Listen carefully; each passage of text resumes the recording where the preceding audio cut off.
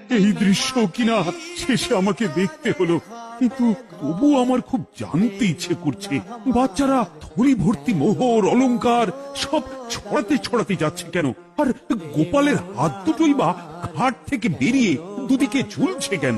মহারাজ, আর একটা ব্যাপার কি আপনি লক্ষ্য করেছেন? কি কি বলতো? গোপালের দেহ কারা কাঁধে করে নিয়ে যাচ্ছে? হ্যাঁ হ্যাঁ, ওই তো মন্ত্রী, সেনাপতি, জ্যোতিষী আর পণ্ডিত। আসলে গোপালের এই শেষ যাত্রা আমাদের কিছু শিক্ষা দিয়ে যাচ্ছে মহারাজ। এই যে দেখুন, যারা গোপালকে সহ্য করতে পারত না, এখন এখন তাদেরই কাঁধে গোপাল যাচ্ছে। তার মানে শেষ পর্যন্ত কেউই কারোর শত্রু থাকে না, সবাই মান অভিমান ভুলে কাঁধে কাঁধ মিলিয়ে পার করে দেয়। আর ওই যে মোহর আর অলংকার